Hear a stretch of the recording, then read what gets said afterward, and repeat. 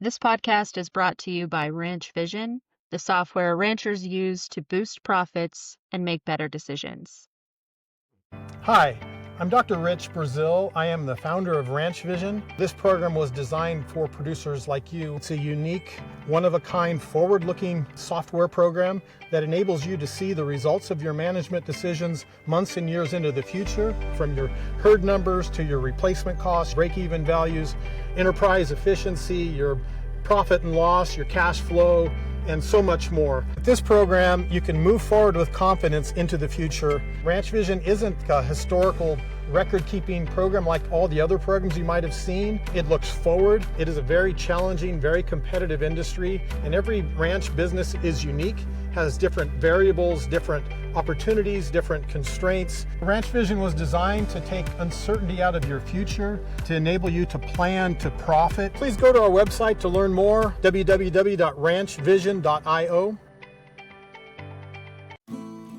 Grazing livestock and just grazing animals in general are a significant part of the planet. That really is the planet. The average age of the farmer in America is 58 years old. That is not sustainable. We've been hit with water curtailments. We've been hit with low prices by the conditions, by the rain, by the lamb crop, by the calf crop. I heard a Native American gentleman say, wilderness, that's an invention of the white man, because we took care of this land. Sometimes fighting doesn't mean shouting and screaming and pounding your fist. Sometimes it's just putting your boots on and being there for work the next day. Indians are the American people fit to govern themselves, to rule themselves, to control themselves. I believe they are. My opponents do not. I believe in the right of the people. There are cowboys still around. You just probably don't see them because we're working all the time. I'm Keely Brazil-Cavallo, and this is America on One.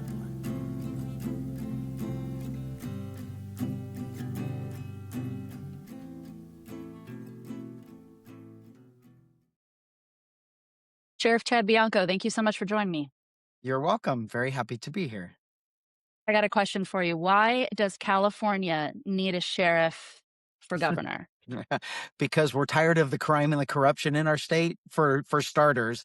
And then I guess really just in smaller terms, public service. I mean, that my entire life, 33 years, has been public service, just making sure that I help other people. I'm certainly, even though I have to be elected, I'm the furthest thing from a politician. I despise politicians. They are destroying California right in front of our faces. And I guess, there are definitely people that don't like cops, but our profession, and especially for someone like me that has done this for so long, that has achieved what I have achieved, it's based on leadership ability. It's based on integrity, honesty, all of those things, character.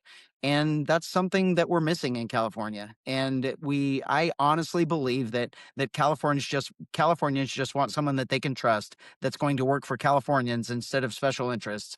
And that's really all I have to offer. I can't be bought or bribed or pressured or bullied. I just need to make California better. Mhm. I got to tell you, I've really appreciated the fact that you've engaged with a lot of my coverage on rural California. That's really stood out to me. As you know, most politicians, even in our state, ignore the rural half of the state, the working half of the state. In my own hometown, up in Northern California, Congressman Jared Huffman is actually threatening me and some fellow constituents for trying to save our water supply right now and stop some dam removals that would devastate the area. So just the fact that you've engaged and supported coverage of stories impacting rural California is very compelling, I have to say. So I just first want to thank you for calling attention to rural California already with your campaign. You're welcome. It's especially like this. I mean, water for Southern California. Obviously, water affects us.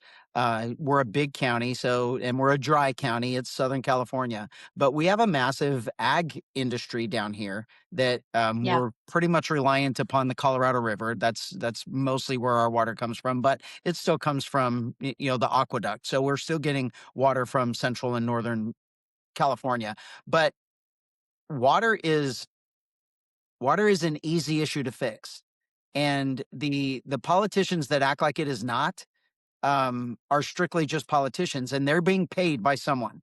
If you can't figure out that you need to save water if you're going to have water, and you save water by putting it in lakes and reservoirs and dams and all of those things, then there's something seriously wrong with you, because a 5-year-old knows how to save water. You build a little dam and you make it back up and you have it for tomorrow too. And I mean, that's silly and it's simple, but that's how you save water. And Right. the thing that makes me very angry about the whole water issue is the entire state decided overwhelmingly that we needed more water, we needed more reservoirs. And so we told the state, we passed a law that said, give us more reservoirs. And instead they're taking them away.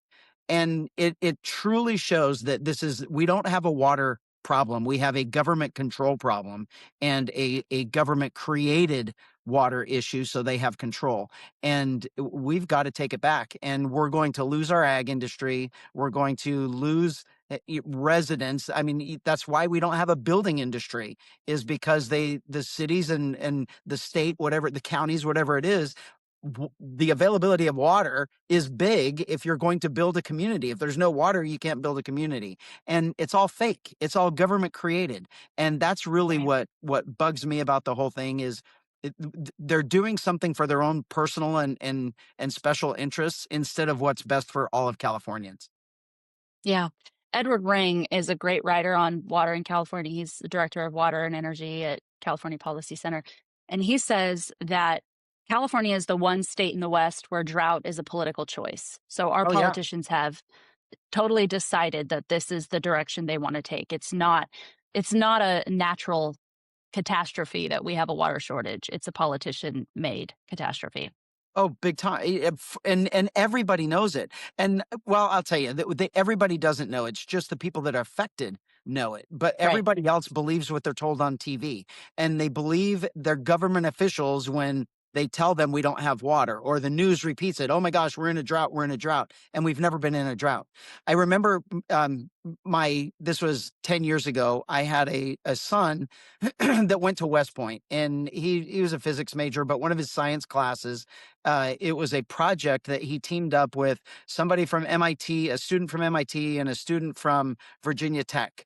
And so it's these 3 kids. And at the time, we were going through a massive drought in California. So these kids, their science project was the water issue in California.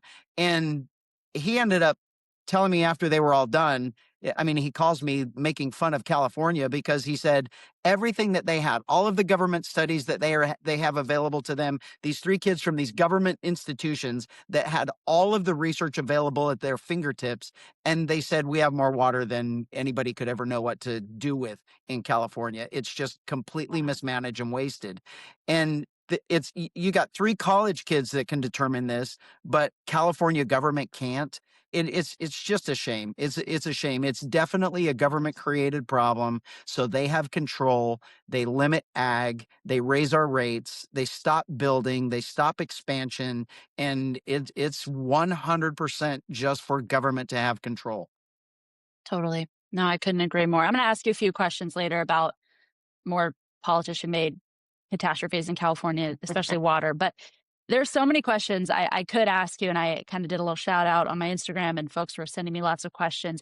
But I want to focus today on rural California, because you'd be our governor too. The current Absolutely. governor, he I'll be seems the to have best forgotten governor. that. I'll be the best governor you've ever had. Well, it wouldn't be a tough The bar tough has been job set to be very better. low. Yeah, the bar has It been wouldn't set be very tough low. to be better than Newsom. Yes, he doesn't know we exist, or if he does not care. But California is a very rural state. We're the number 1 ag producing state in the nation. Most people don't realize that. Um, and I know you're from Utah, and I want to ask you a little bit about your California story, but if you were describing California to someone who doesn't know it, who just thinks of it as LA and San Francisco and beaches in Hollywood, which is all great, but what are they missing? How would you describe rural California? They're missing everything. California, honestly, is perfect. And I'm telling you that from someone that's traveled the entire state for the last 16, 17 months. And my my California that I knew before that was just Southern California. And I would have told you that Southern California is the most perfect place in the world just because of our proximity, where I am even, to desert, mountains, snow, ski resorts, beach. Everything is within an hour of my house, no matter what we want to do. My kids could ski one day, snow ski one day, and surf at night or the next morning. And then we would be on, out in the desert on playing on toys the next day. And it's just a perfect environment. But then once I start doing this and actually travel to California that I had never done before, we'd never ventured out or explored California. Our state is perfect. There is nothing that we don't have that someone else does. We have every single thing that any other state has to offer and more. We're probably the only state that has everything to offer. Our environment is perfect. Our ag community, you kind of mentioned that. And I have that available to me here too. We have a massive, it's not like the Central Valley. It's not like going into Northern, but we're just a little bit smaller, but we still have, all of my farmers have either relatives or themselves that have farms in the Central Valley. So it's something that I've been dealing with here for 30 years, and everything about us. I mean, our snow is better. I grew up in Utah, the greatest snow on earth, but I'd still rather go to Mammoth or Tahoe than Park City or something like that. It's the same. It's better. It's just as good. So the people that think of California as only being Los Angeles or San Francisco, you're missing out on everything, because the majority of our state is not city. It's just, that's the big populated area. The majority of our state is extremely rural, extremely wilderness, and it's just absolutely amazing. We're the only state, I mean, maybe not the only, but we have from Mexico to Oregon of nothing but beautiful coastline, and then go internal and you have anything that you could possibly want. So I would say that if you're going to describe California, it's perfect. It's everything that you could possibly ever want, minus the politics. Minus the politics. I'm cheesing because I agree with you. It's just the most beautiful state. My husband is from New Jersey, so he's like you. He's a transplant, and I kind of got to see it through new eyes when he moved here. He just told me, "I'm never leaving California. I'm never going to leave. You guys have everything. I didn't know this existed my whole life on the East Coast." So he just fell in love with it, and showing him the northern part of the state and the central coast and all of these parts that get forgotten. It really is just such a magical place. And that's kind of your experience. Right now we're having this moment where everybody's leaving California and going to red states, but you came from Utah to California. You chose this as your home and you chose to raise your family here. Can you tell me about why you decided to do that? Yeah, I think I did as a kid. Well, I know it was as a kid. I was 11 years old, and we came here at my baseball team, a little league baseball team, to play in the World Series in Santa Monica. Oh, And wow. so you've got a bunch of 11 and 12-year-old kids. I was 11 at the time, and a coach brings us out here. We stayed with families. Families put us up. So my best friend and I were staying with the family, and they had kids. They had a 13-year-old son and a 16-year-old daughter. So those kids took us everywhere. She had a driver's license, and so she took us everywhere. We were at the pier and the beach and downtown, and two 11-year-old kids from an extremely small town. We had no idea what an arcade was. That was the first time I had ever seen an arcade. So you have this entire building that is just nothing but kids and video games and things going on. It was everything about it was amazing. And I remember going home and telling my parents, we lost the games and I can't tell you anything about them, but I'm moving to Santa Monica. I'm moving to California.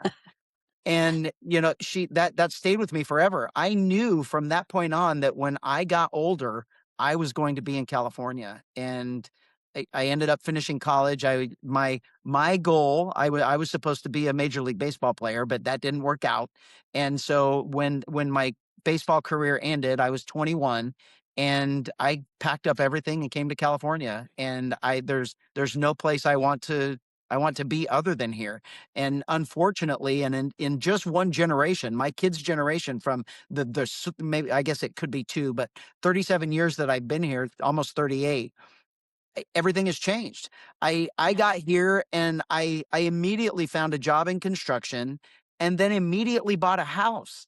It's like, you can't do that today. I mean, it's an absolute impossibility for kids at 21 years old to get your first job here and buy a house. It's impossible. And so now I have my kids that are older than when I came here. They're in their 30s now, but they're looking for other places to make their life better. It's not California. And it saddens me because I came from outside of California because California was so great. And now in just while I've been here, politicians have destroyed it, and they've made it to where people can't live here. And I feel bad. I feel bad for my kids. I feel bad for everybody else's kids. And coming from outside, I don't want to say that I'm better than anybody else, because I don't want to take anything away from people that were born here and generations in California. But I know what the outside was, and I know why I came to California. And unfortunately, it just doesn't exist anymore, but we can get it back. And really, that's what I'm trying to do. I don't want to move. I don't want my kids to move. I want my grandkids to grow up here. And I've got to do everything I can to keep them here. Mhm. You grew up in a small town in Mhm. Utah, correct? Yeah. How did that shape you, and how has that impacted you? It's a completely different life. Yeah. It's everybody knows each other. Everybody takes care of each other. Everybody helps each other.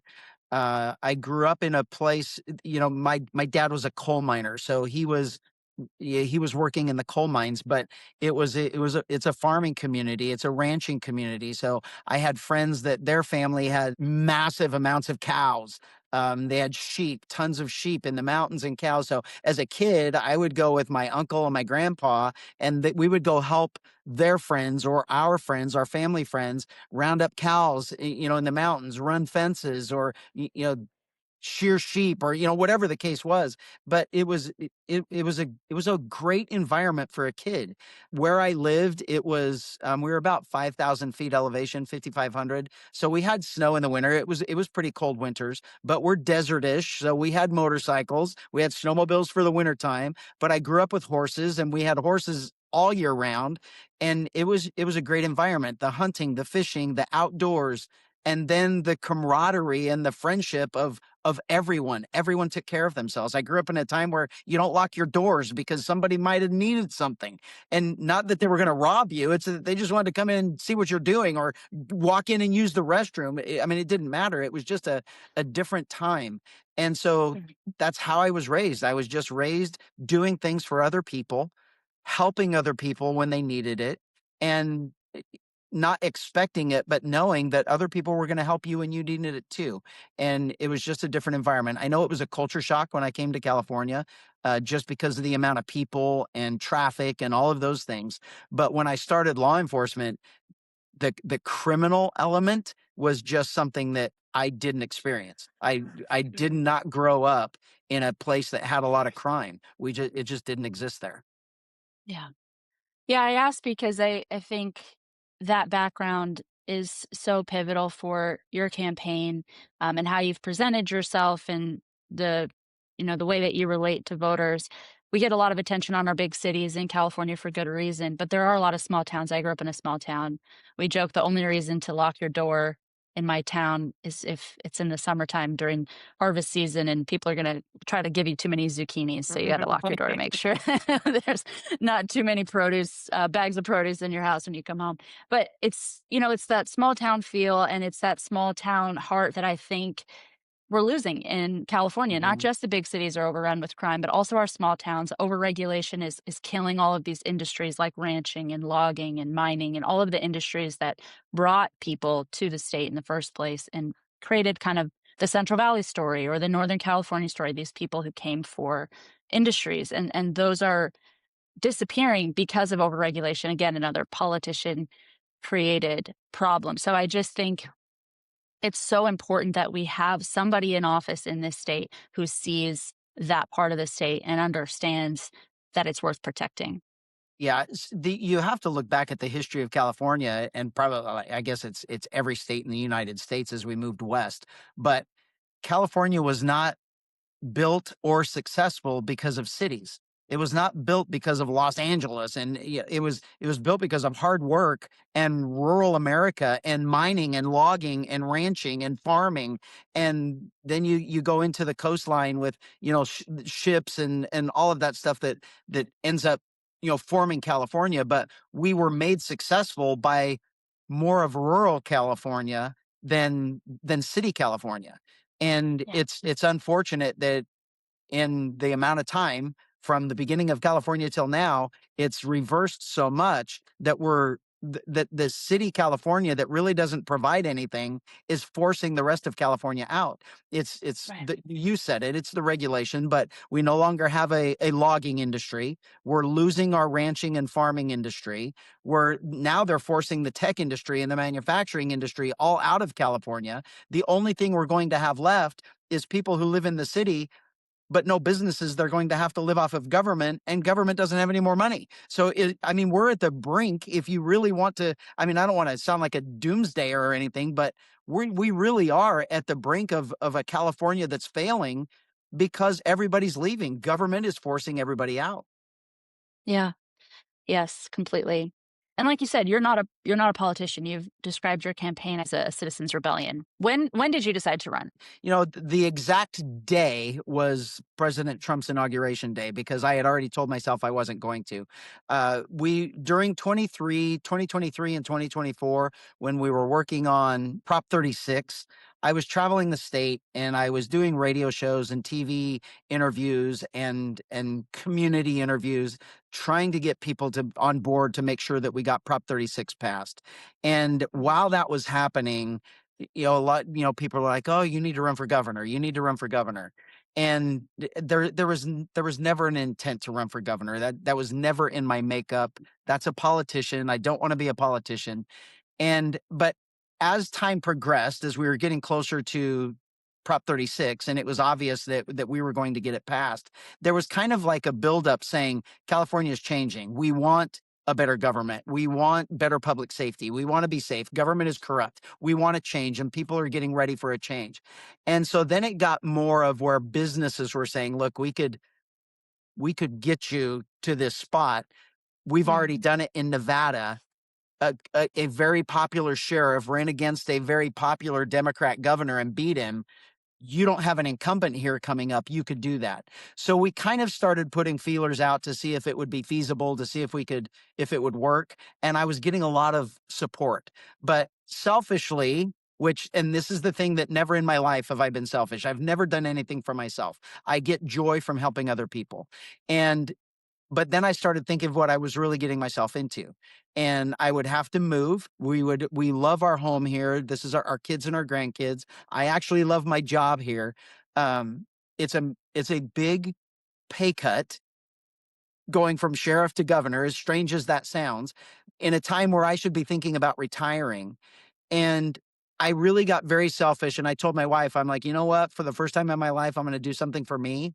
I'm not going to run. We're not doing this. We're not going to put ourselves through the disgusting thing of politics trying to run for office. And it's just not worth it. I'm not doing it. So I canceled everything. I told everybody no. And we were fortunate enough, Denise and I, to go to the inauguration for President Trump. And I sat in a hotel because it was so cold. And the whole lobby was filled with people. Everybody was having a great time. The hotel was passing around champagne. And I sat and I listened to his speech. And it was kind of like church. It's kind of like you go sit down in church, and that's the exact thing that you were supposed to be hearing that day. And I've listened to his speech over probably 50 times, and I kind of pick up different things every single time. But what I was thinking at the time was,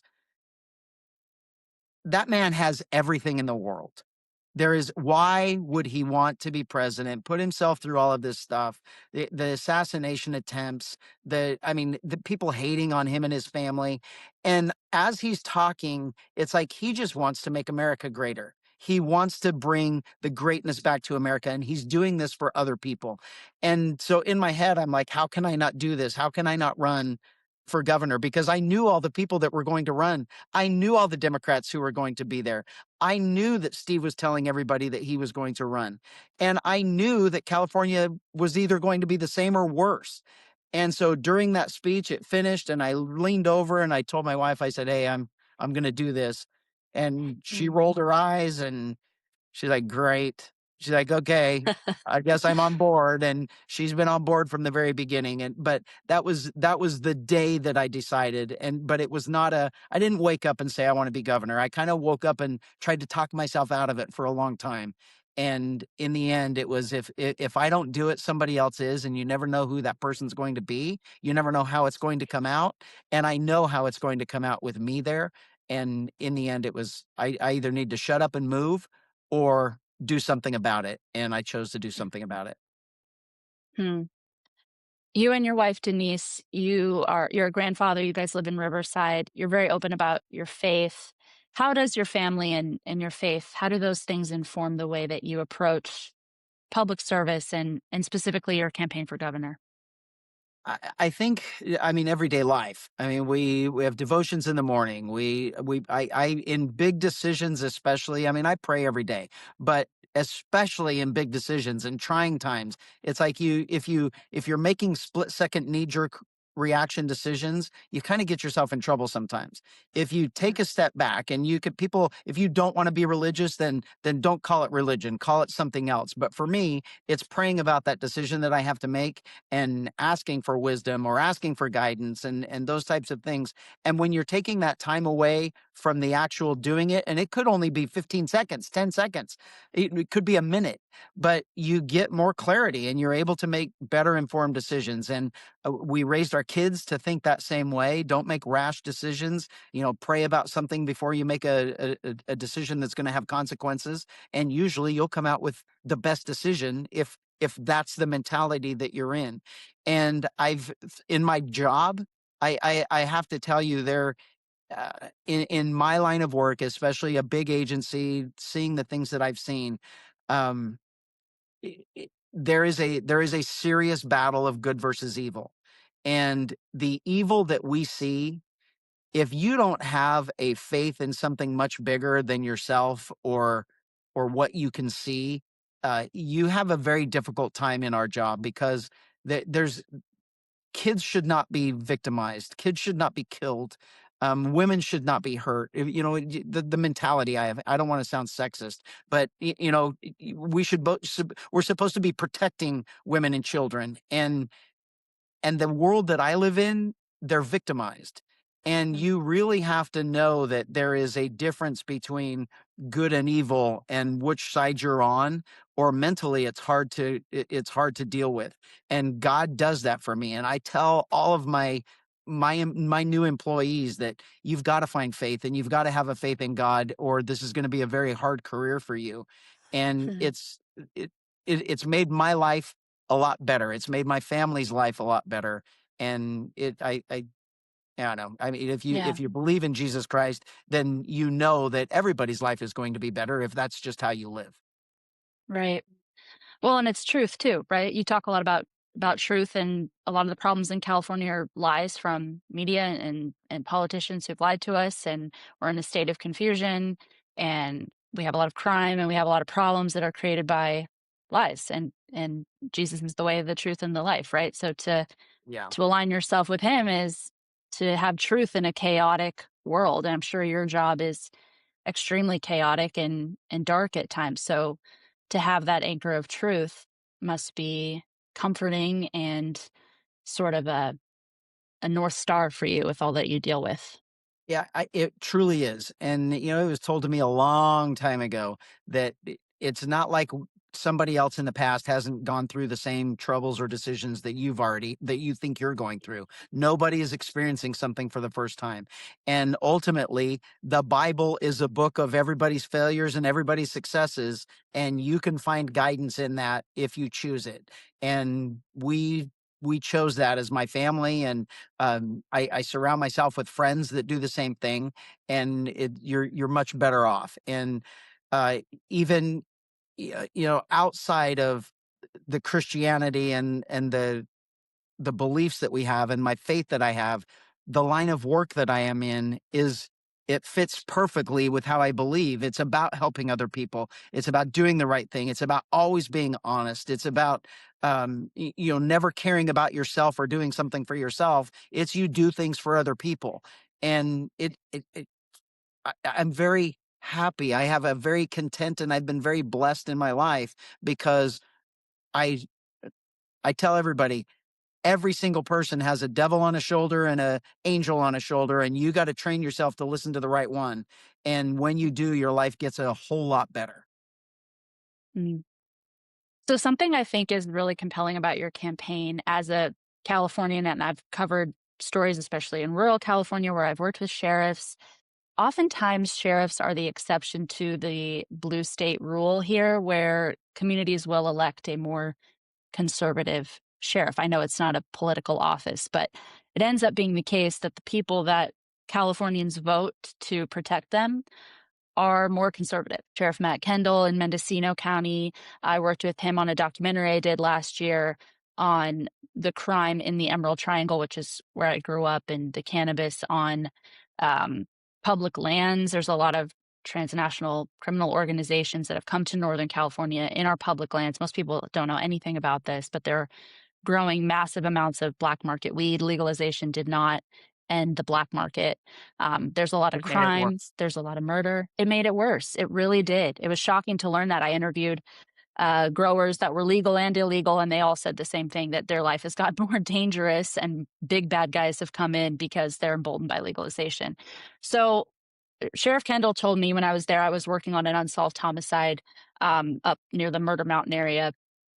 And he told me that he has tried to reach out to Gavin Newsom time and time again about what he's dealing with, sex trafficking, human trafficking, labor trafficking on Native American reservations in Northern California, in rural California, where there's, again, these cartels are stealing water.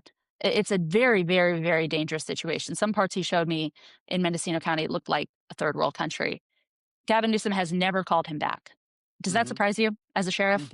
No, we as an organization, there's only 58 of us, and we represent all of law enforcement in the entire state.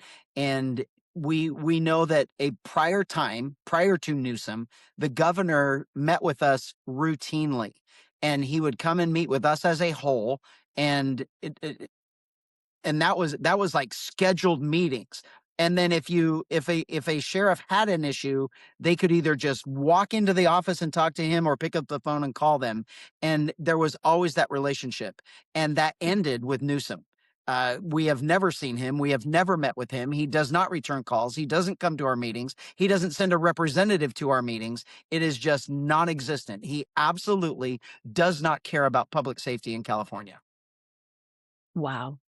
That's shocking. I didn't know it was such a stark difference from It's his night and day. predecessor. It's night and day. Wow. And I'll tell you this so everybody knows, because some people might be a friend of Jerry Brown. They might not be a friend of Jerry Brown. But Jerry Brown, in his last meeting with us, it was my first meeting at a sheriff's meeting as a sheriff. And he came in and he talked to us, and it was his last meeting that he would be to. Newsom was going to be sworn in the next month. And he thanked us for all of the relationships that over the years of him being in that position, and the people that he had met, and the work that we had done for the state. And the last thing he said was, "You guys are going to miss me when I'm gone, because you have no idea what's coming next." And he knew it. He knew what we were going to experience. He doesn't like Newsom. He's never liked Newsom. He knew what we were going to get in California. And he told us all. And we kind of just laughed, and just kind of like played it off. But then shortly after, it was very obvious we knew exactly what he meant, because there is absolutely zero communication with the governor's office and the sheriffs of our state. Wow. On that note about the cartels and illegal cannabis, have you spoken with North State sheriffs? And you're probably dealing with it in Southern California too. Yeah, we have ours took a different turn. Ours was, I don't want to say it's as bad. It certainly was not as bad as what you have there in the Triangle and Murder Mountain and everything else. I mean, they're not doing documentaries about missing people down in ours, but we still have the same thing. And it was in the early, when I took over, it was out of control. Our mountain area, our mountain communities were just being overrun and pushed out in the name of marijuana grows, illegal marijuana grows. And I took a very hard line to it. And it's been 7.5 years now. We still have a few that are operating that we keep taking down, and they keep moving. But we have done we did a massive enforcement action against our illegal marijuana grows, and we kind of it chased them from outside to indoor grows, to industrial indoor grows, and then even to other counties, particularly into Los Angeles County, because at the time I was working with San Bernardino Sheriff, that our teams were acting together to make sure we weren't just bouncing them across the county line. And unfortunately, though, we kind of bounced them into Los Angeles County, who wasn't doing the enforcement, but it worked for us. We put a massive amount of effort into it. But the meetings that we have, every 2 months, we have a statewide meeting with sheriffs. And that's one of the issues we always talk about. It's illegal marijuana grows, it's illegal dispensaries, it's the legal marijuana market, and how it's never going to work because what we're seeing now with the black market. And then when Biden opened up the entire border and allowed drugs and marijuana and everything else to just, I mean, it was just out of control. And the cartels, the Chinese cartels, the European cartels, the Russian gangs, and Middle Eastern gangs competing against China and Mexican gangs for the marijuana market. It's a war zone in California. And we get no help from the state. They lie about the things they do. They will do an operation and then they'll take credit for it because they got an email, or it's so silly. But we work hand in hand across the state, whether it's big county sheriffs or small county sheriffs. We really don't care. It's just a matter of scale. Yeah. Yeah, and that's what I've noticed in just interviewing different sheriffs. There's this common thread of just pragmatism, because you're not a politician. Even though you're in elected office, you're not a politician. You are driven by common sense, in my experience with the ones that I've interviewed and talked to, and it's very refreshing in the state. And that's how you seem to be running your campaign. I know it's kind of a tough sell to get Californians to consider voting for anybody that doesn't have a D by their name, but I hope that people consider just looking past the party and thinking about what works, and common sense and pragmatism, and what's going to make your life better and your kids' lives better in the state. Yeah, in the end, I mean, that was the thought process of deciding whether or not I was going to do this in the first place. It was, is California going to vote for a Republican? I was not going to change my voter registration to try and to try and win a vote, but are they going to vote other than Democrat? And in the end, I really just decided that it was time, and I believe they're going to. Prop 36 passing with 70% in every single county was an eye-opening thing. It should have been for our state government, because it's saying that the entire state wants something different. And now we know that crime is not only not different, it's the same or worse. But now we know that political corruption is just as bad as regular crime. And so I think that Californians are ready. I feel that in my campaign. We're getting a lot of crossover of people that will reach out to me on social media or through my work or at the meetings that we go to or anything like that, and say, because I always talk about wanting and needing 15 to 20% of Democrats to vote for me, or it's impossible to win in California. And after that, they'll say, hey, I'm that 15%.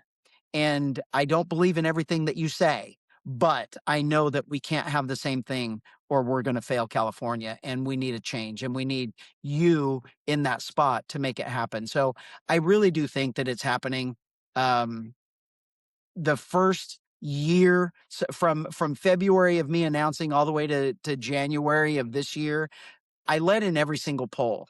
And I was not doing any advertising. I was not doing anything like that. It was just traveling the state and talking to people, and the word was spreading. And it's a grassroots effort. It's not a TV commercial or a radio commercial. It's grassroots people saying we need a difference in California, and who better than the guy that's elected outside of politics, but to help everybody in their lives.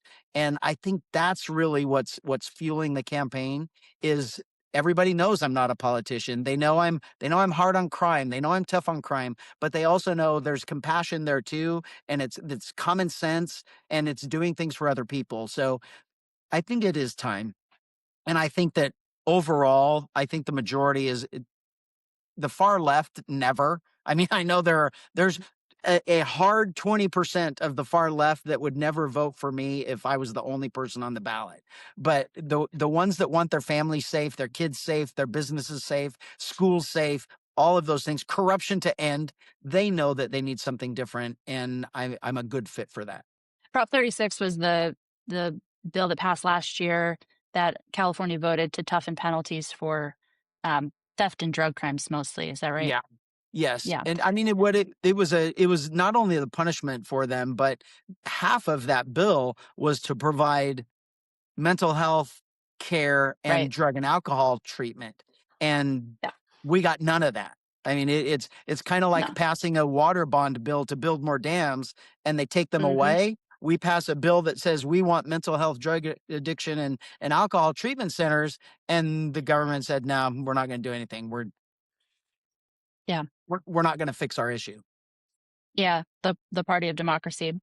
Okay, so let's talk about three things that really impact rural California: water, Sure. power, and fire. So first, water. We talked about this a little bit. You just referenced it. Californians have voted for more water storage, but the last major reservoir built in the state was in 1979. So How do you have embarrassing. it's so embarrassing. And we have these fires every year. They're heinous, they're deadly, they're getting worse. You've called for building new dams. Where do you want to build them? What's kind of your broad approach to fixing the man-made California water crisis? Yeah, they've already been identified where they belong and where we should have them. So it's not like I have to find somebody and tell somebody to, seek the place that we need them. We know where we need them. We just have to actually build them. Just do And it. yes, and it's just environmental activism that's stopping it from happening. It's Yeah. the CEQAs, it's the Coastal Commission, it's the Water Board, it's the government that doesn't actually want us to have all of the water that we want, because then they lose control. So you have to have someone in place that's going to remove all of those barriers, because I mean, it's basically law enforcement is problem solving.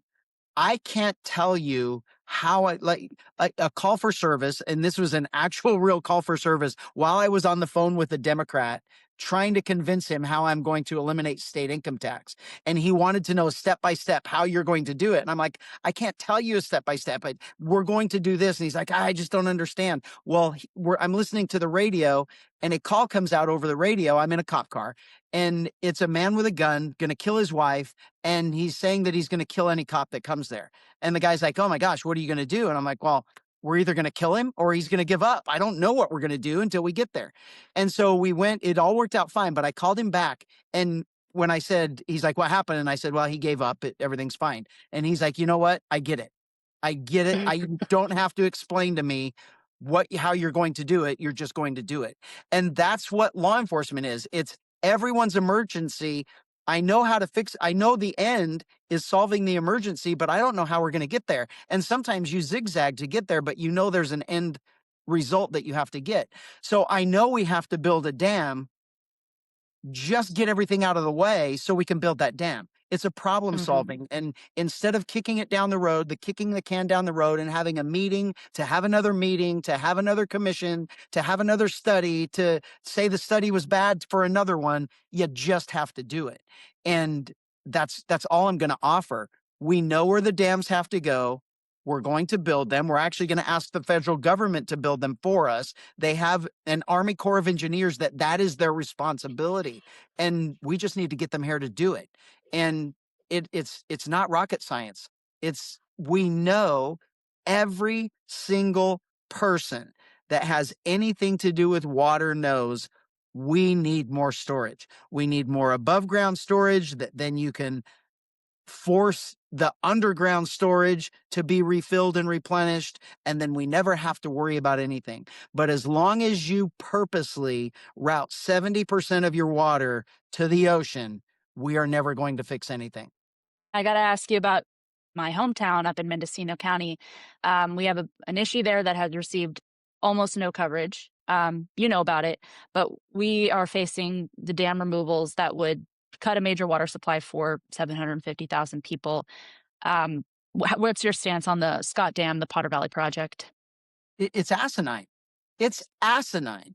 When you're talking about the absolute necessity of more reservoirs, more water storage, and instead you're going to say we're going to remove it, is asinine. It is absolute plain stupidity, and there is zero common sense coming from anyone that says we need to remove that dam. It is absolute insanity, and it's got to stop. It's got to stop. We not only stop removing them, but and then the disaster that causes when you do it, but we need more water, not less. It's crazy. A water district in your county actually just came forward. The Trump administration announced Elsinore Valley is interested in buying the dams, and we're getting some pushback from. I personally think PG&E, Pacific Gas and Electric, the utility company up there, is slow walking them, and I think they have for a while. And I don't know what kind of deal they have with Newsom or whoever, but there is a lot of corruption. I don't need to tell you, with the energy companies in California and previous governors. PG&E is a major donor to California politicians. Have you received donations from energy companies? Would you accept them? What's your take on that? No, I haven't. I will tell you that yes, I would. And it would right now when people are like, "Oh, he's one of them." I unfortunately have to run for sheriff too.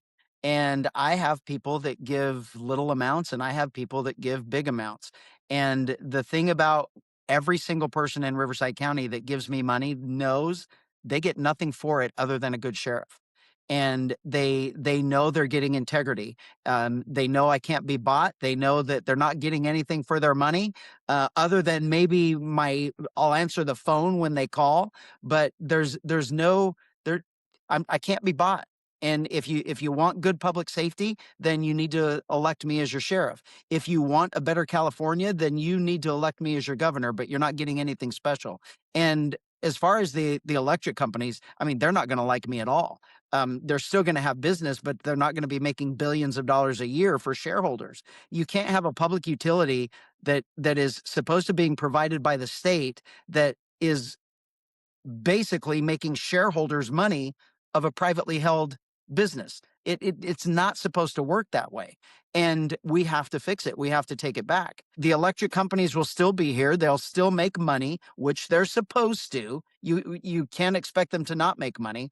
But they're not going to get rich off of our backs. I know the day I take over, your rates are going to be cut in half. Your electric rates will be cut in half on day one. There is absolutely no reason why they should be making $7 billion of profit just by raising our rates. And then we're going to force them to move to nuclear. It's not going to be green. It's not going to be solar. It's not going to be wind. We can utilize those things that we already have. But everyone in the world knows that you have to have nuclear power if you want a reliable, cheap, safe for the environment energy source. It's nuclear. And now they're coming up with laser stuff that's way past us. We've got to go through nuclear first. But nuclear would be perfectly fine for us in California, and we're going to make it happen. We'll utilize every single thing that we have. And I'm not going to do this, but I'm going to give you a perfect example of the failure of California. I grew up in Utah. Utah is completely powered by coal. Our power plants are run by coal. And California buys some of its power from Utah coal-fired power plants. And I will tell you that Utah's mountains and valleys and cities and towns are just as pretty, if not prettier, than California. And there's no pollution. This idea that fossil fuels make the sky black is an absolute lie. There is zero pollution that comes out of those power plants. And I'm not saying we're going to do it, but we could if we had to. We should be utilizing natural gas. We should be having those power plants empty or running on full speed ahead on our natural gas power plants. Our water, our hydroelectric plants they're not even operating. I mean, the state's not even letting them generate electricity, and that's the cleanest energy you can possibly get. It's just so backwards. It's kind of like the water industry here in California. It's all about power, it's all about money, and it's all about control. And we have to take it back. We have to give that control and that power back to the residents of California. So power rates are cut in half. We'll move toward nuclear. We're going to give us 100% of the power that we need in California. And I mean, in the ag industry, everything about infrastructure, whether it's roadways, whether it's oil and gas, whether it's natural gas, whether it's power, electric, all of those things, water, are killing the ag and the farming community. They can't afford the electric rates. They can't afford the water. It's just crazy that it's government imposed and we can fix it easily. Hmm. So what would as governor, you would appoint regulators to California Public Utilities Commission? There's been a lot of corruption in the past. Jerry Brown appointed his buddy to head up CPUC. That led to a whole series of scandals. Newsom signed a bailout bill relieving PG&E of liability after the Paradise Fire, which caused, I believe, 84 deaths. 85, they pled guilty to 84 counts of manslaughter. How would you be different? How would you approach appointing CPUC to regulate these utility companies instead of just continuing that relationship between politicians and the state regulated utility monopolies? Yeah, that's really the reason why I'm running. That Mm. the corruption in government and the brokenness of government has to end. And you have to put somebody there willing and capable of identifying it and getting rid of it. And that's all I've been doing for 33 years, fixing problems based on integrity, ethics, honesty, transparency, and doing what's best for other people. And I'm just offering that in every aspect of our state, not just the ag industry, but the building industry, the trucking industry, the logging industry, our healthcare systems, our education systems. Everything has been corrupted by special interests and people paying money on the back end to get benefits on the front end by the decisions that our politicians are making that truly harm the rest of us, harm the whole, to benefit their own bank accounts or bank accounts of their friends and family and associates. And that has to stop. The electric company is no different. Every single person on the CPUC is getting replaced, and we'll replace them with people who actually care to solve our problems, who care to make our lives better, who care to do it more efficiently, who can identify ways to do it more efficiently, cheaper, safer, identify what we have to do for the environment. We certainly can't be a third world country, but all of the regulations are going to be removed that are preventing us from being prosperous or from growing and making sure we're taking care of each other here in California. And it starts with these boards and commissions. All of them are being replaced, and they've got to be replaced with Californians who actually want to make a difference. Hmm. Well, and the irony of all of these environmental regulations is we have these massive wildfires every single year that destroy, ecosystems, wildlife habitat, dump massive amounts of carbon into the atmosphere. I'm from a town where two of the three largest wildfires in state history started. I've been evacuated. My friends and family have lost their homes. I've lived through all these summers of smoke where the sun is red and all the baseball games are called off, and it's hellish. LA's fires made the news. Rural California, year after year, they've been suffering in silence through record-breaking fire after record-breaking fire. What's your plan for ending this era, specifically in rural California? Fire prevention in rural California looks a little different. We need prescribed burns, we need defensible space and access roads, different, regulatory framework than an urban fire prevention plan. But what would your approach be? Yeah, actually, you kind of described it, and I don't want to correct you, but it's the same plan, because we lost the Palisades because of the same reasons why we've lost towns in Northern California. The 16,000 homes that were lost were were caused by nothing different than the thousands that were lost over the last several fires in Northern California. It's the same policies. It's the same broken policies that doesn't prevent, or it does prevent, our fire department from going into our hills. A prescribed burn, a burn in the off season, a controlled burn takes 2 and 3 years to get a permit for. That should just be that should be the status quo of work for our fire agencies all year long, is making sure that that defensible space around homes, buildings, and towns is maintained.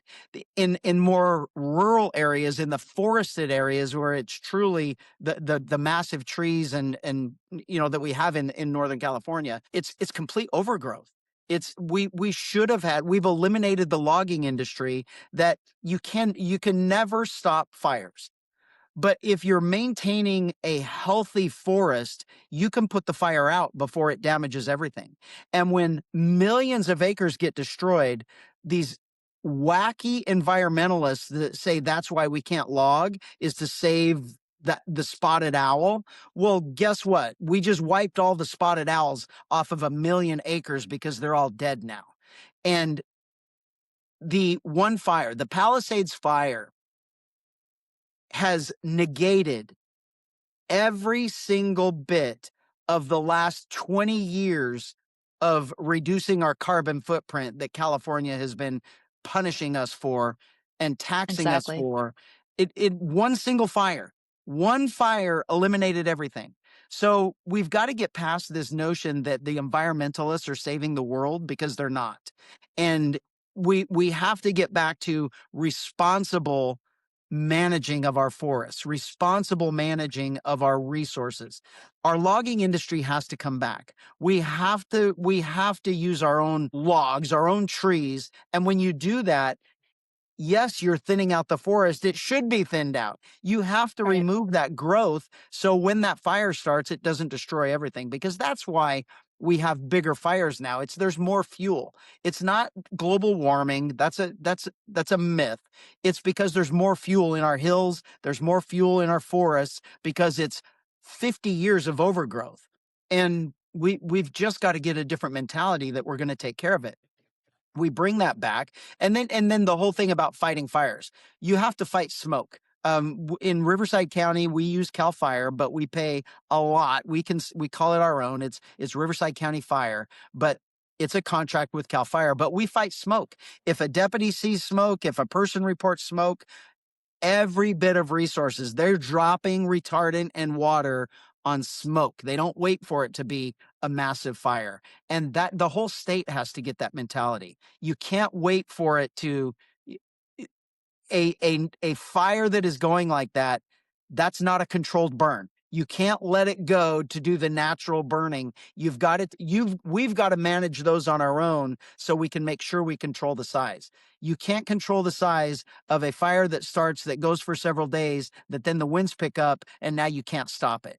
So it has to be a completely different mentality of fighting the fires, the resources given to fight those fires. But the biggest thing you mentioned was the off fire season work, to make sure that we are taking care of the places around our homes and businesses and communities to create that defensible space. That's also why we don't have insurance in the state. It has nothing to do with evil insurance companies. It is 100% the result of bad forest management, bad policy with the environment, and then a bad law a long time ago that limited the amount of rate increases that they could charge anyway. But it's government imposed. It was not business imposed. It was bad policy. And we need a governor that's going to identify it, be honest about it, admit that we're wrong, admit that we have to change, and then set a different course of action.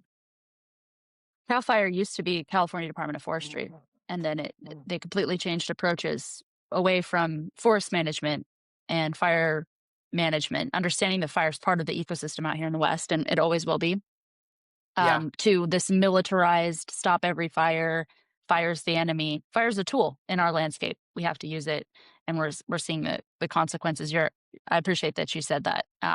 It's just on a bigger scale in rural America or rural Yeah. California, right, where we need more resources devoted to these areas that maybe we built in an area that is prone to fire, but people over everything, right? Protect the citizens and make it livable. There's tools that we can use to do that. Native Americans were clear burning for generations before we got here. We ignored that. Seems a little backward or a little anti-progressive of Newsom to ignore all that wisdom.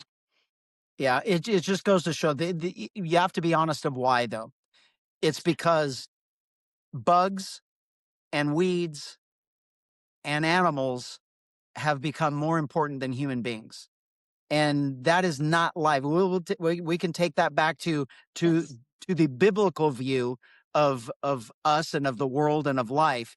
They are not more important than we are. We are the top, and we can manage and we can save and everything else. But these bugs and the endangered species lists and everything else, if we're going to go back millions and millions of years, there are a lot of things that aren't here anymore, and it's also the survival of the fittest. And Yeah. and things evolve. We don't have. I'm glad we don't have dinosaurs. I mean, I don't want to be eaten by a Tyrannosaurus Rex. So we can't look at things like, oh, we have to save the fairy shrimp. Nobody cares about fairy shrimp. We have to save, whatever the case may be. The problem with the Palisades was because of a weed. The Yeah, that's right. environmentalists would not let the fire department go into that burned area and actually stamp out the hot spots because of a weed. Everything was burned. There was nothing there. And yet that environmental activism caused the Palisades. Exactly. Yeah. And that leads into the next question I was going to ask you. You deal with predators as a sheriff, but California has an animal predator problem. We have mountain lions can't be hunted anymore. Black bears can't be hunted with dogs, which growing up hunting black bears, that's kind of the only way to hunt them up north. So we have their population is exploding. We have a serious gray wolf problem up in the north. And now we have a state politician from LA. She's trying to reintroduce grizzlies. Insane. Have you, as you're going up and down the state, have you heard from constituents about these issues? And what would be your approach? How would you lead here? Would you delist the gray wolf in California? Absolutely. This is one of those insanity things. This is where a person from a big city opens up a book and says, "Oh, look how pretty the wolf is," and they see a nature show on TV of a grizzly bear, and it's like, oh my gosh, look how pretty. Oh, they used to be here. Well, here's the solution. It's only those people that want them. It's the people in San Francisco. It's the people in Los Angeles. It's the people in San Diego. Those are the people that want them back in California. So here's a little history lesson for them. They were in San Francisco. So how about if we're going to reintroduce them, we go ahead and just drop them in the Presidio. We'll put a couple of grizzly bears and a pack of wolves in the Presidio, and we'll see how pretty they are when they start doing what predators do. And all of a sudden, it's not going to be as pretty as what it looked like in the cover of your book. This is nuts. It's absolutely crazy what the state is allowing, what Fish and Game is doing. If you have friends in Fish and Game, tell them help is on the way. If they're in management positions, they're in trouble, especially if they're in administrative positions, because they're all getting replaced because they have failed us. They've gone along with this radical agenda that is completely wrong and crazy, and we're going to fix it. We're going to manage our wildlife. Our deer population is going to be completely destroyed. Why don't we have an overabundance of antelope? Why don't we have an overabundance of deer? It's because our mountain lions, our coyotes, our bobcats, now our wolves, and soon to be our bears are eating them all. This is so easy of a fix. We need someone that's going to stand up to the lunacy of these environmentalists. Right. Well, it's anti-human, like you said. It's biblical because it's anti-human, anti-God. It's anything to hurt agriculture and thriving communities. Do you have people in mind for these appointments for CDFW, for Natural Resources Agency? These appointments that you would make would be really impactful. Yes. So, I can't tell you I've identified all of the people, but I will tell you this, as I've been traveling the state and as this movement of getting me elected is taking hold, I get bombarded by social media introductions and LinkedIn introductions of everyone giving their resumes, wanting to make sure they help fix California. There are probably hundreds of thousands of probably overqualified people that are willing to fix all of our issues in California. We just don't put them in those places. And that's going to change. There will be no more attorneys. There will be no more activists. There will be no attorneys for activists. There will be no more academia, professors that have done nothing in their lives other than read something in a book. They've never experienced anything. All of those people are being removed. And we will put people in place who are experts in their field, who know how to manage, who know that we have to have some regulations, but not what we have in the name of activism. It's to make sure that we're great stewards of not only our environment, but of our future as Californians. Right. Yeah. Well, I believe you because I've watched your campaign and you're really going to these rural parts of the state and you're taking time to talk to people like myself who just kind of focus on these issues that are not um, top line, big culture war issues. These are pragmatic things that affect people who live real lives and work outside. And like your job, whether they succeed or not is very obvious. You're not just a politician or a professor or somebody who works for an NGO. If you don't do your job, people die. If my community doesn't do their job, nobody gets fed, or Yeah. there's very real, tangible results to these jobs. So to me, that's very meaningful. And Yeah. I feel that it's with someone with your background, you would know how to look for and hire those types of people who could get the job done. I will. And there's been, in the ag industry, I'll tell you that, you mentioned earlier that we're the number one provider. Yeah, I'm we not are. happy. I'm not happy with that because we're down to 60%. At one point we were 90%.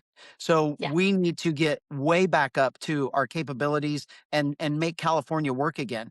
And it's not big ag. I'm not an opponent of big ag, but that's not the answer. We need farmers. We need many more farmers. We need small ag. Our small farmers are being regulated out of business by Yeah. requirements that are forcing and this is not me making this up. I have friends that are in big ag and they don't want to be there. They feel sorry that they have to be there because the smaller ones are being regulated out of business, and they're like a regulation that they they're a small farm. They can't produce what the regulation says they have to, and so the big ag has to buy them out. It, Mm. it's it's on purpose. And they don't want it. Those companies feel bad for their friends who they have to buy out because they can't produce in mass scales like that are required. And we've got to get away from that. Instead of having 20,000 people in the city collecting welfare, we need 20,000 more farming businesses out and making sure that we're taking care of California. We need to stop relying on out of state and out of country. Quit making other people wealthy. We're 40 million people here, and we're the only state in the country that can be independent in ag. We can provide the entire state ag for the entire year. We don't have winters here. When it's winter up north, it's not down here. And when it's too hot down here, it's not up there. And that's why we're the only state in the country that can be independent. But we have to get back to a whole bunch of new farms, expanding farms, getting bigger, maintaining all of those things. And it's all regulation that's driving us out and that's stopping it from happening. And I want us back up to 90%. I don't want us at 60%. Yeah. No, you're totally right. Central Valley, I'm sure driving up I-5 up and down on your campaign trail, you've seen all those signs about the Oh Newsom yeah. drought and taking the dams out. They could be producing so much more food. It's the most rich farmland in the country, and they're just being kneecapped Yeah. constantly. You It's know, I it's really dark. back into the whole water thing. I spoke with Metropolitan Water District, and they so the predominantly, I mean, they're into like recycling. There's a little bit of conveyance of northern water coming down here, but predominantly it's all Colorado River water. And Yeah. there is a plan or discussions, but the state is against it, of Arizona, of us giving up our water rights to the Colorado River, giving it to Arizona, and Arizona is going to pay for all of the desalination plants that we need, so we don't need Colorado River water. And the state is against it. That right there tells you that they don't want to solve our water problems. It's a control issue, and we need a different agenda. We need people caring about Californians again, instead of either government or special interests or special agendas, because that decision alone makes absolutely no sense. And even Metropolitan Water knows that doesn't make any sense, but it's our government that is stopping it. Yeah, it's like they're against us being self-sufficient and Right. and I think using they, California's resources. yeah, I think I think it's a little bit more nefarious than that. I don't want to seem like a conspiracy theorist, but it's not. There's a small part of that, of we have to, save our resources. Why, I have no idea, because it's not really doing that anyway. The best manager of farming is a farmer. If they don't manage their farm, they don't get to farm next year. So Right. they're the best stewards of our land, because they know what it's going to take to keep them in business. I think it's a little bit worse than that. I think it's a purposeful reduction of California to reduce the wealth in California and force us to make other countries wealthy. So we're buying produce from Argentina, from Mexico, from South America, when we shouldn't be. We have it all here. So why are we buying from other countries? I mean, it shouldn't happen. We should worry about ourselves first, and then maybe if we want Yeah. something extra that we don't have, then that's okay. But why are we buying oranges from another country? That makes absolutely no sense, especially in California. So I think it's just very bad agenda driven by activism, and an even bigger worldview of making other countries rich because we're Yeah. too rich. So if you Well, lower our wealth and raise them, then we're all equal, and we're truly not. yeah. That might sound conspiratorial, but we just, I think like 2 days ago, learned that the mayor of Arcadia was a Chinese agent. So it's really not that conspiratorial when you have California mayors working for another country. Yeah. Yeah, You go back you to might be right.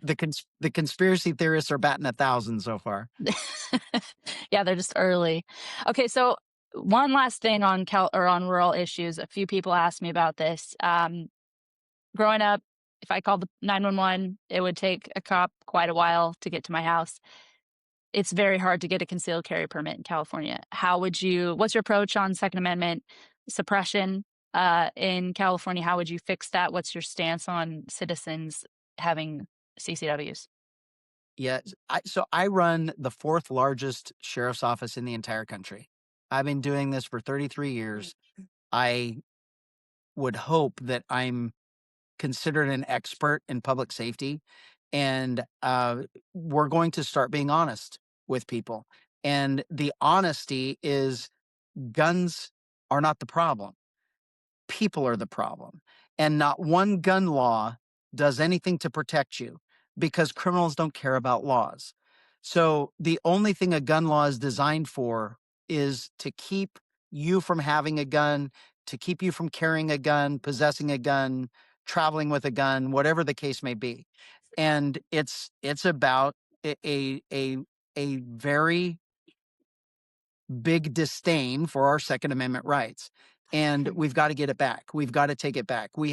If you really look at our concealed weapons permit process in California, it is very easy, technically, to get a CCW. But in a perfect world, they're leaving it up to the chief of police, or particularly the sheriff. And if you don't have a sheriff that believes in that, then you're not going to get permits. Perfect example is Los Angeles. They don't give out permits in Los Angeles. On the other hand, I give more permits than any county in the state. I mean, partially because I'm bigger, but I've given out over 70,000 since I've been the sheriff here. And we don't have problems here with law-abiding residents having guns. I think that our CCW process needs to be fixed. I don't know if I have the perfect answer yet. A lot of people say they want open carry. While I'm not against open carry, I think it's the dumbest thing in the world, because if I was a criminal, the first person I would shoot is the guy carrying the gun. I think concealed carry is far better, but we have to fix the availability for everyone to have the same access that someone else does. I mean, it's I don't know if it's harder in a rural county than my county, but certainly somebody in a smaller sheriff's office shouldn't have a harder time getting a CCW than someone in my county who may live in a big city. Or, I mean, we have our rural places too, but we've got to equal the playing field across the entire state.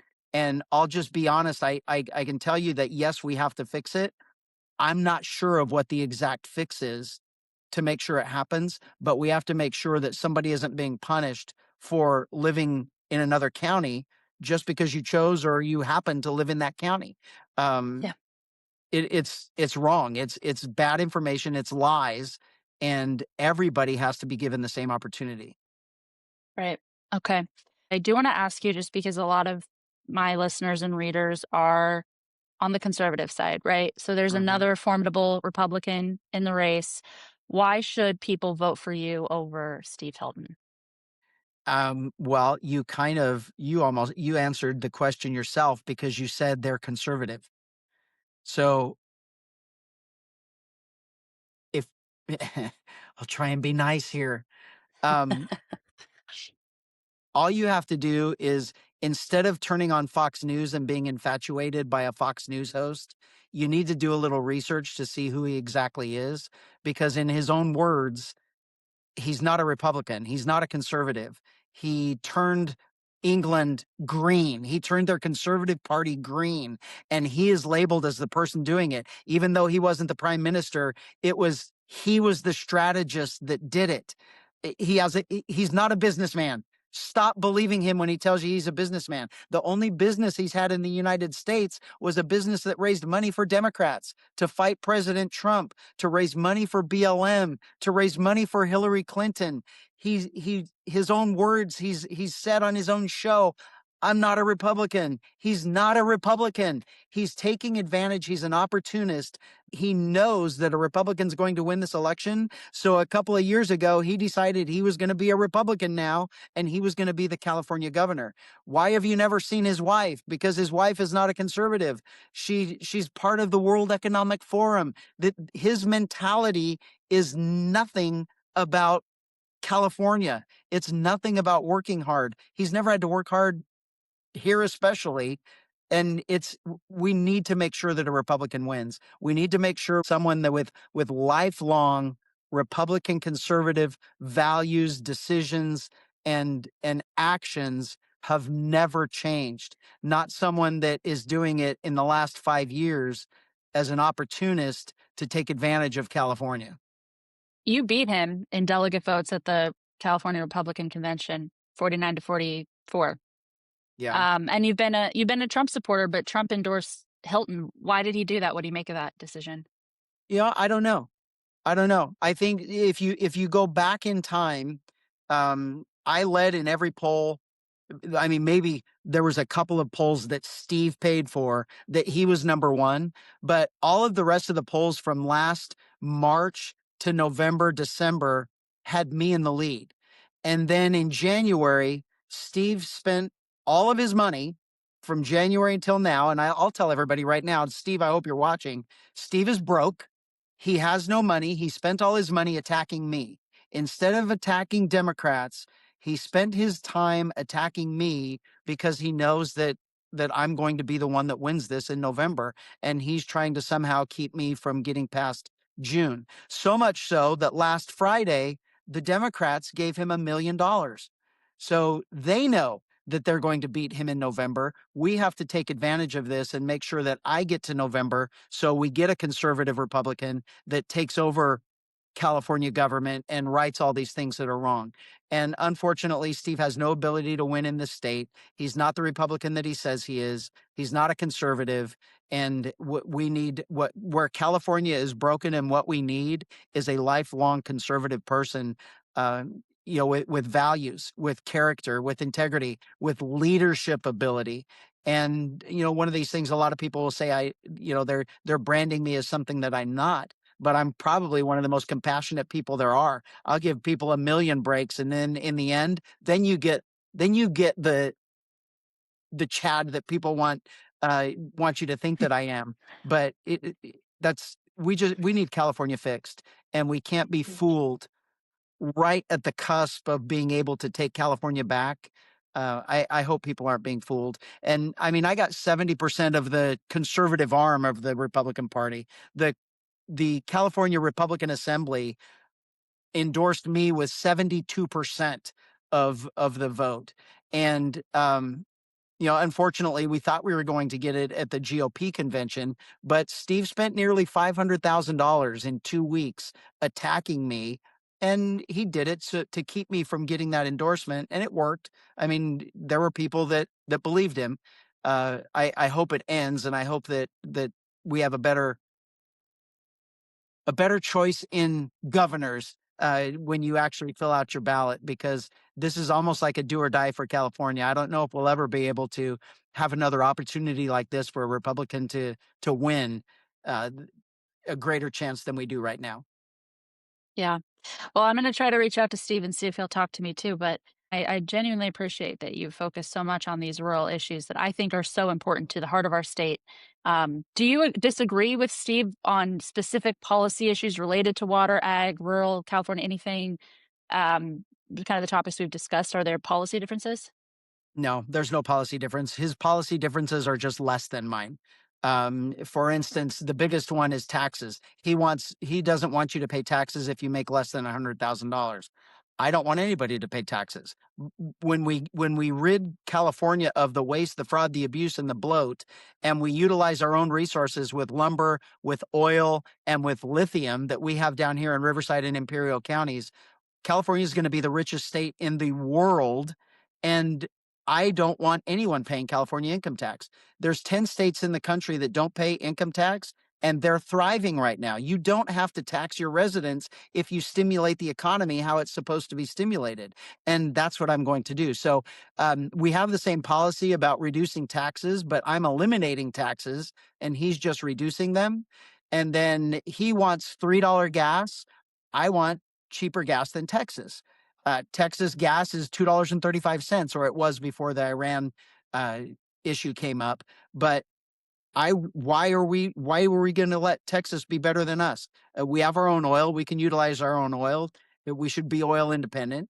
We have the same ideas with electricity.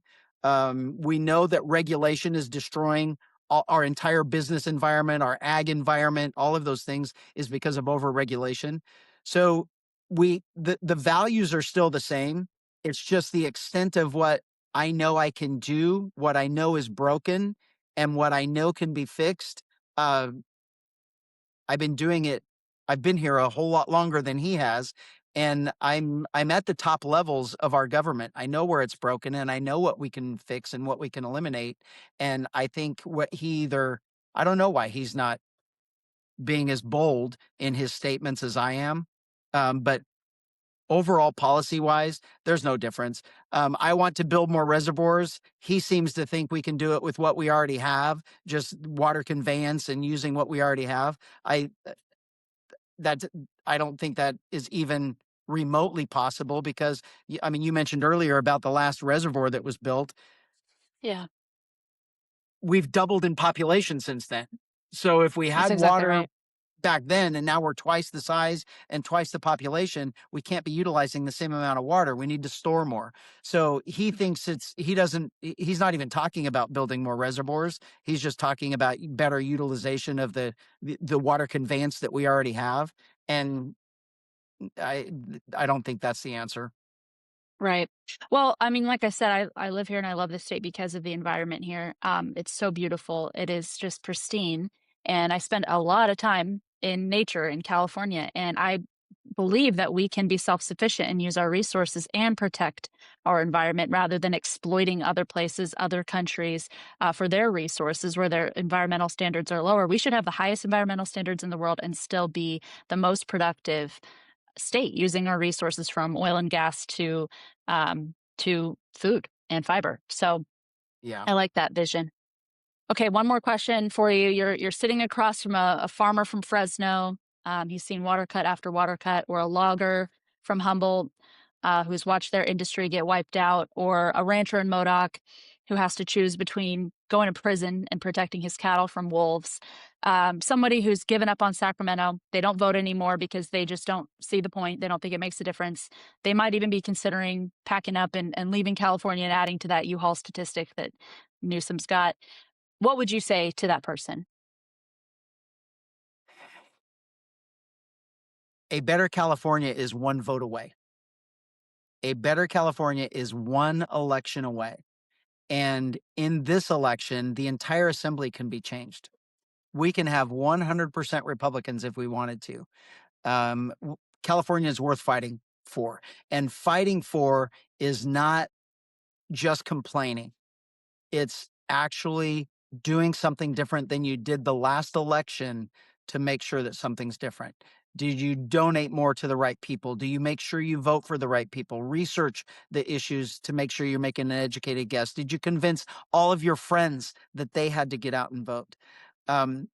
California, the California dream and everything that's good about California is hanging right in front of us. And we've either got to grab it, hold it tight and never let it go, or just step back, let them have it again, and then we'll never get it back. I don't want to, I mean, I guess I should be because I'm running for office. I don't want to make everybody sound like, I'm the savior of California, but truly I am. I'm not doing this for me. This is going to upset my wife if I win. This is going to, it's going to change our retirement plans for 8 years, possibly more. It's going to affect where I live. It's going to affect what we do. It's going to affect my grandkids. I'm doing this for California. I truly am doing this for the millions of people in California that are right in that position, that are deciding if they're going to move, that are deciding if they're going to break the law, that are deciding if they're going to close up shop, whatever it is that they're trying to decide on, that's a negative, that's not a prosperous life for themselves. The answer is right in front of them on the ballot that's sitting on their kitchen table, and all they've got to do is fill it out. And the only thing, I mean, most people don't know me. If you did, you would know that if I'm telling you something, it's going to happen, come hell or high water. And all I am promising is a better California, and we're going to make it happen. I don't want to leave. I don't want to be forced from my home. I don't want my kids forced from here. I don't want anybody else being forced out of California. We're still the greatest state in the country. We just have to take our government back. I love it. Anything you want to add? No, I think I'm good. I mean, we talked about rural stuff, but there's a lot of things in rural. Carb, I'm doing away with carb. You're never going to have to worry about that garbage again. Registration for, I don't care whether it's your farm equipment, whether it's your car, your boat, your motorcycle, $25 flat fee for registration. The DMV is going to be updated, streamlined, and fixed just like every other state. They're actually going to help us instead of the things that we have there now. There's no taxes, no state income taxes. We're going to be the most business-friendly state in the entire country. The businesses that have left will come back. We will bring more businesses into the state to generate more jobs, more good-paying jobs. Life in California is going to be great. I'm a huge, I mean, I don't know if this affects you or what you think of this, but I'm an absolute huge fan of muscle cars and we're getting that back. We're not going to outlaw those and take those away from you. It's just we're just going to get back to where what I really want, my ultimate goal is for the first time in probably many, many, many decades, I want California government to work every single day to make sure that our lives are better and easier instead of us busting our butts to make sure that California government gets bigger. That's not how it was intended to be, and we just need to get back to California. And I think it's fitting in our 250th anniversary of our country, greatest country in the world, that we take a stand for California, the greatest state in our country, and we get it back. Mm. Yeah, I mean, there's the state of Jefferson movement's been going strong for a while. There's a lot of people who feel very alienated, culturally and politically in the state, and I hope they're listening to you right now. They might feel encouraged for the first time in a minute. And yes, to muscle cars, we're the home of Highway 1. We need more of Absolutely. those, not less. I Absolutely. love it.